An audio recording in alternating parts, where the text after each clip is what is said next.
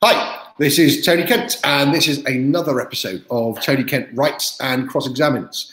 We're recording this on a Sunday, so we're probably going to be even looser than usual, and it's very sunny outside, so we might even be quicker than usual. Well, we probably won't be, will we? We'll get to 15 minutes, and I'll be rushing the ending again.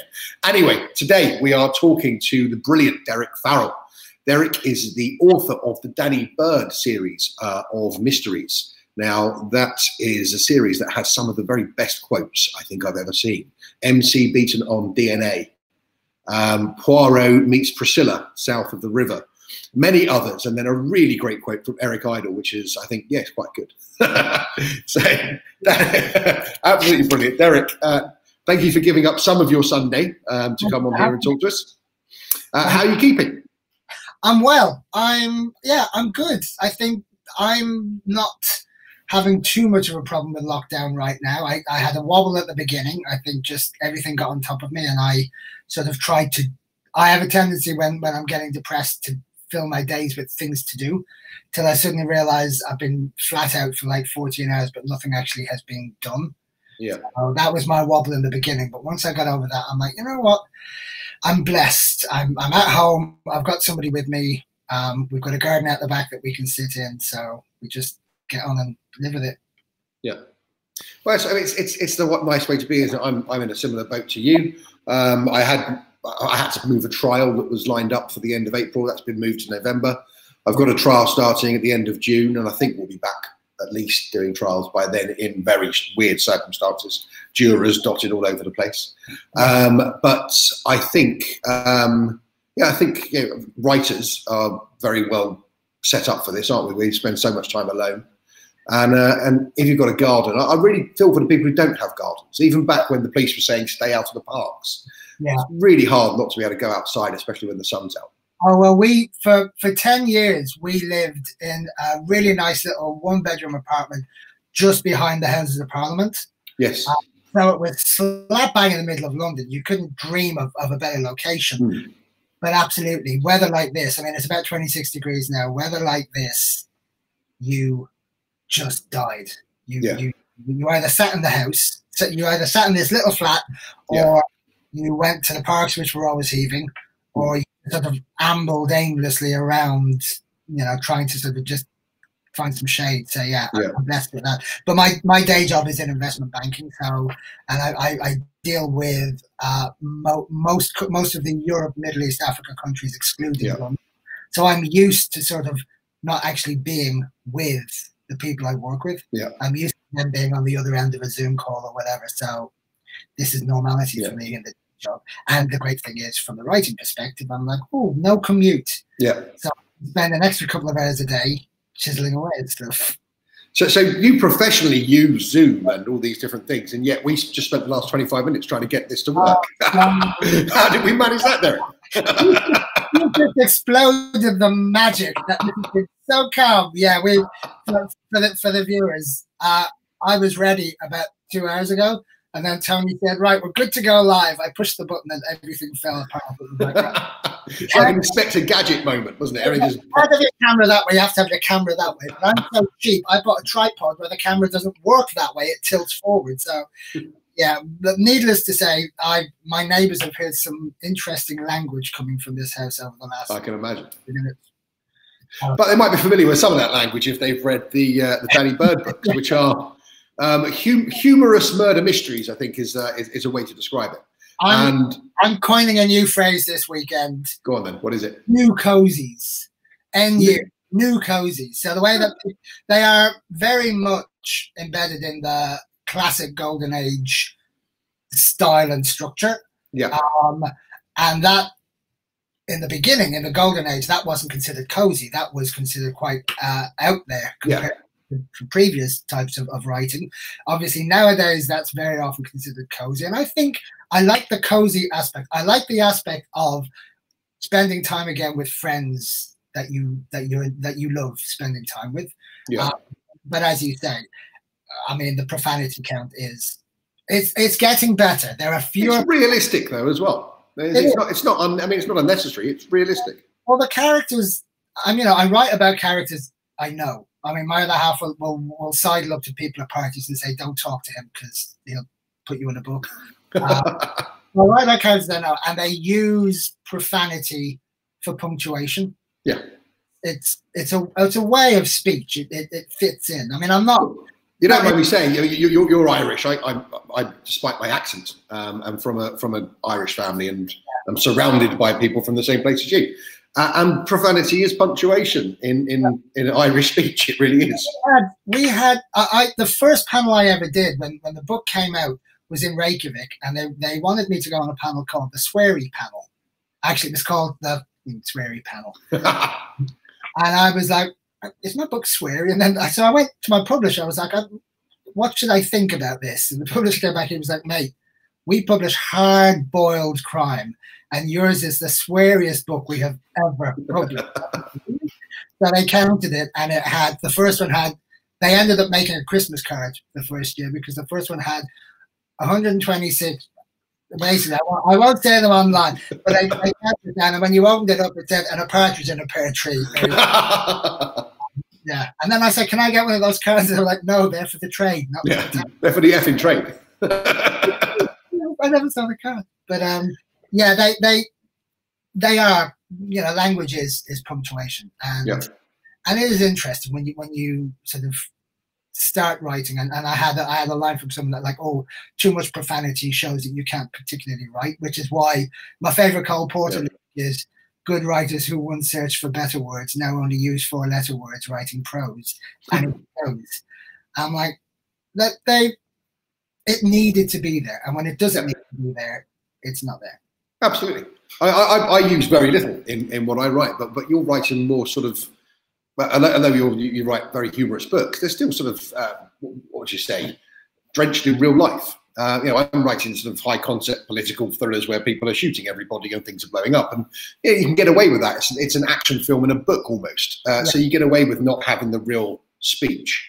Whereas if you're writing what you're writing, your books begin, almost every book begins in the Market Queensberry pub, and it's about people who know each other from this pub.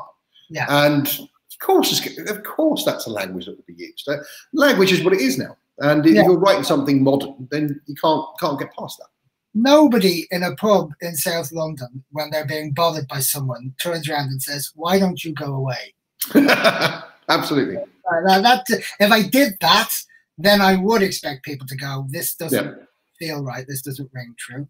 So when it's needed, it's used. Yeah. So tell us about the books then. Tell us about Danny Bird. Tell us where Danny came from. So Danny Bird is an everyman who happens to be gay. He's at the start of the first book, his life has basically just collapsed. He's been with his partner for many years. His partner is a lawyer, but a corporate lawyer. The partner has the money. Danny is basically a mailroom boy at a magazine, but it's a job he loves. He goes to do the job one day and gets made redundant, so he comes home early, finds his other half in bed with a window cleaner, and Danny's first thoughts are, I knew something had been going on because that conservatory had been filthy for months. And so Danny basically... And he's here every day. and Danny is faced with that moment where it's like, you know, the window cleaner's there in bed, the boyfriend's with him, and the boyfriend's like, what's the problem? This is just an arrangement. And Danny is faced with that moment of, do I accept this, or do I draw the line and say this is where I won't cross? So he decides to leave, and he walks out with nothing, and ends up running, by a series of misadventures, ends up running this really grimy pub, an old Victorian pub in the sort of Southwark Elephant and Castle area, that's described as like the interior of a sclerotic lung. So I know that area very, very well because I do a lot of work in Southwark Crown Court and quite a lot of work in a London Crown Court, and it's the area around there, and some of it's quite gentrified, some of it's really, really not. But that's the brilliant thing about the books. That's the brilliant thing about the books. He says himself. That's what I really wanted to use, because I'd worked in the city for a long time. Yeah. I hung out. I had friends who lived on the Old Kent Road. So I moved, and absolutely, as you say, I'd realized this. I'd realized, well, hang on a minute. You've got, across that river, you've got billionaires. And on this side of the river, you've got council estates and hugely expensive multi-million-dollar apartment blocks being put up. And you have this amazing mesh. Like if I'd written them and set them in a country village, which is a classic trope, it gets difficult because in a country that's cozy, knows it? This is new cozy. Exactly, this is new cozy, and in new cozy, I mean that was the whole thing. Was I wanted the idea that you could have all different types of people. You weren't going to have to stretch credulity too much to have these people effectively rubbing up side by side, and that creates a lot more potential than just setting it in either one particular. You know, there are parts of London. If you set it in South Kensington or even around Earl's Court now, like I spend a lot of time in West London around sort of Fulham and that. And Fulham used to be like that. You had the West Kensington estate, which is very working class at one end, but then at the other end, up by Fulham Broadway, you had all of Hooray Henrys. And then on the other side, you've got Parsons Green. Absolutely, and now I mean we do a Zoom quiz, and one of the questions with our family, one of the questions a few weeks ago was they put up it was a two bedroom house, Hammersmith, I think. Yeah. And the question was, how much is it on Rightmove for? Yeah. And I'm thinking, well, I suppose about 400, 500. No, 1.6 million. I'm like, I can't use the language I used because. But yeah, it's like this is the thing with parts of London now. You've got this. Oh, they're obscene. They're just obscene. But you've got this great potential conflict. And in fact, the most recent full-length novel, Death of an Angel, is absolutely based on that. The whole idea is, I mean, if you look at parts of Elephant Castle, the developers, and I need to be very careful with my learned friend, the developers have been accused of being extremely heavy-handed. Yes. And effectively, you know, if you're a paranoid conspiracy fan, and you don't even have to be all that paranoid, there's evidence that steps are taken to basically make parts of the area ready for redevelopment by ensuring that people are happy to move on. Yeah. And so what I did on the last book was I looked at that and I thought, well, what would happen if that was going on, and in the middle of it, somebody who should have no connection with any of it is found dead. Yeah. So that's very interesting, because obviously Danny Bird is not. You've described him very well, and it's very clear. He's not an official detective. He's not a police officer. He's a publican. Absolutely, and not a very good publican. I mean, he's a much better detective than he is a publican. His bar manager, who's a woman called Ali Carter, who's basically the world's most miserable bar lady. That's a real title, because there's some real miserable ones. Oh, she is basically the most misanthropic bartender you can ever come across. But she ends up. But the thing is, she knows her job. She knows how to manage the stock. She knows how to manage the punters. She doesn't particularly think highly of the punters, but she knows stuff, which frees him up to spend time with his best friend, who's a constantly on her uppers aristocrat called Lady Caroline Genevieve Jane Victoria de Montfort, who's the only daughter of the 13th Earl of Holloway. And I picked Holloway because of the women's prison. I thought the Earl of Holloway. I used to live not far from Holloway, so I find the concept of the Earl of Holloway intriguing.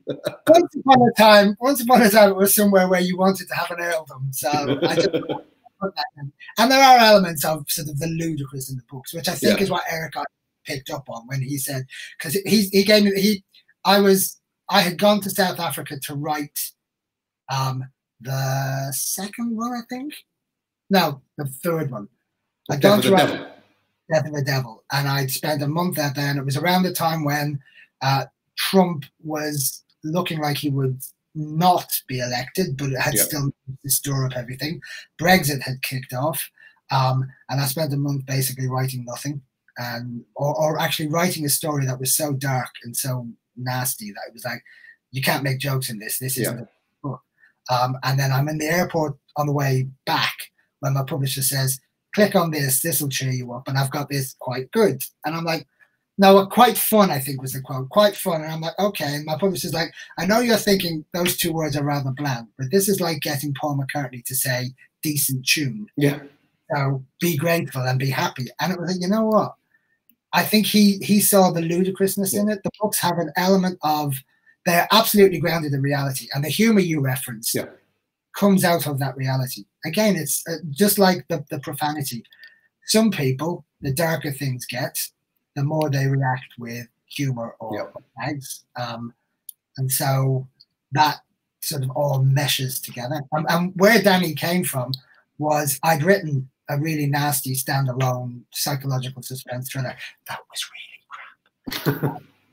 And I'd like, okay, I know I can write and I know I can do a beginning, middle, and an end, but I want to learn more. So and something you can enjoy. And well, my friends had got me.